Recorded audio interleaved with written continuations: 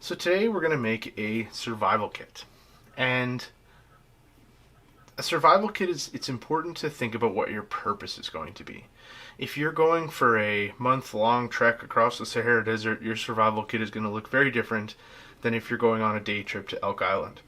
So what I have here is sort of my day trip / maybe 1 or 2 overnights minimal survival kit, just bare minimum of what I would want to have with me, and we're going to try and keep it as small and lightweight as we can.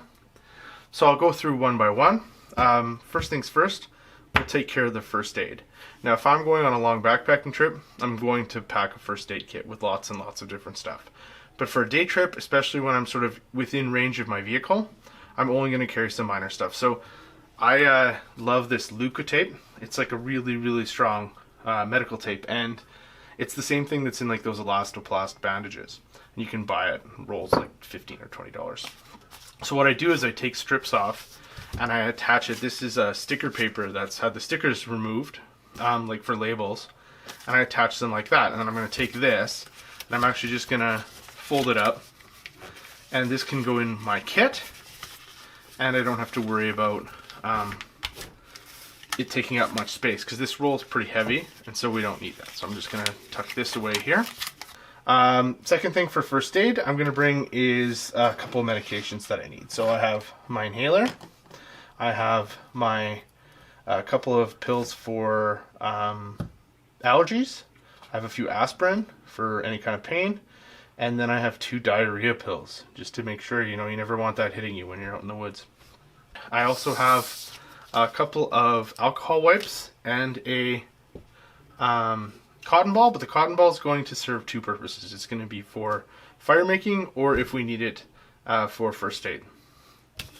The cleansing wipes also can be used for fire making because they have alcohol in them. They burn pretty well. So we'll put all that together in our nice little package. Moving on, we fire stuff, which is pretty important. So you can bring strike anywhere matches like these ones. Problem is they're not waterproof, and secondly, striking them anywhere isn't, there's not always an easy place to strike them. So I actually prefer these little waterproof safety matches. And when you buy them, they come in a package of a bunch of these, but they also send you or give you a couple of these strips, or you can just cut them off the match boxes. But I'll just pack about 8 or 10 matches here, and these are really just like a backup, because I'm going to be bringing a lighter with me. Now, lighters are great, but they're not always reliable, particularly in the cold, so I like to have both of those. On a small trip like this, I'm not going to be bringing like a flint and steel. It's just extra weight, and with this will cover me for a little while. I also like to bring a little bit of just scrap paper that I just folded up, and my cotton ball, which can go into that. I also have duct tape, which we'll talk about in a minute, that can be used as fire starter as well if we need to. So I'm going to take all that fire stuff and I'm going to put it in its own little separate bag, because we can't have that stuff getting wet. It's really, really important that that stuff stays dry. So we have medicine, we have fire, we're going to talk about signaling. So I have 2 little signaling devices here. We got our headlamp, which is great, really bright, and this one runs on just a single AA battery. So you can always, if you want, you can throw a couple more of those in there, but usually this is good for about 4 or 5 hours on low. And then a whistle. So whistle is going to carry a lot further than your voice will. So we're going to put our whistle and our headlamp in together.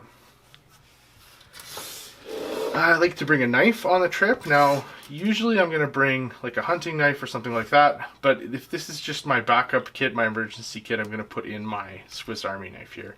It's got all kinds of different tools on it. It can have little tweezers, it can have a saw. So having one of these, little screwdriver, having one of these tends to be a bit more useful for me, because I don't have to, it's a multi-tool, and I'm not relying on it as my primary knife, but it's nice to have. And if I have a little bit of space and I'm not too worried about weight, I'll pack one of these little sharpeners as well. This is just like a carbide, and it's great for if you need to sharpen something, you can just on both sides. It's not perfect, but it does a good job. You can even use it to sharpen axes and stuff like that. Then we move on to some shelter building slash comfort supplies. So we have our duct tape in case we, have a rip or something that we need to fix. And like I said earlier, it can be your fire starting. Lots and lots of uses for duct tape. And then a little bit of rope. I have about 12 feet of rope here wrapped up as tight as I could. Paracord is really nice. It's stronger than this stuff, but this is really lightweight, and for most of the things that you're going to be using them for in a a minor survival situation, this is going to get you through. And then we get to our sort of comfort food, water area, and that's where we have, if it's winter time, I'm going to grab some of these hot packs. Those are great. They keep for a long time. You throw them in your bag, and if you get cold at night or whatever, you can put them in. And I don't really usually bring food along, but it is nice to have a little bit here and there. So we have our just like a granola bar, and this is like kind of a coffee, but it's really sweet, so it's nice. And even if you didn't have water, you could eat this, or just like eat the powder itself. Last, I have some, well, I don't have any. This is an empty bag of water purifying tablets. Each one of these tablets is good to purify a liter of water. So what I typically do is, for a survival kit, I'm going to just cut a couple of them out and throw those in. I usually have one of those like Nalgene bottles with me, and so I'm not going to be needing a ton of stuff. But if I do need to add water, I can add one of these tablets.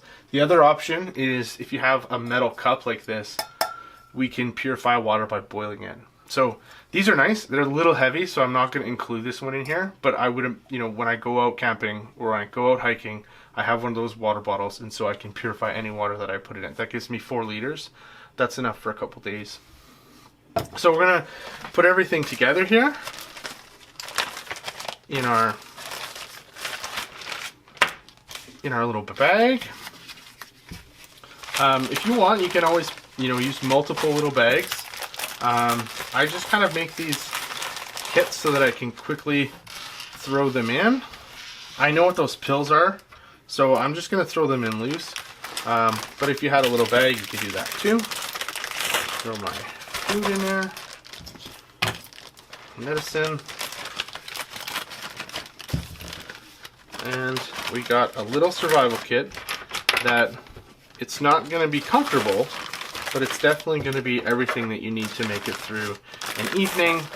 And obviously you'd hopefully have your cell phone on you and be able to call for help. So all told, everything in here, about 400 grams. So that's 1 pound. And I mean, that's a pretty thorough survival kit. If I was going backpacking, I wouldn't include things in here that I would be bringing anyways. I'm going to bring a headlamp. I'm not packing a headlamp. I'm going to be bringing medicine for a few days. I'm not going to pack that in my survival kit. So this is more like the day trip, set it and forget it, throw your lunch in a bag, jump in the truck and go. I hope that you found this instructive. When you're making your survival kit, think about what use it's going to be for. Is it for the car? Is it for backpacking? Is it for a bug out bag or something like that? We want to really tailor that to the situation. And if I was going somewhere else, like different kinds of weather, different kinds of time of year, I'm going to pack a little bit differently.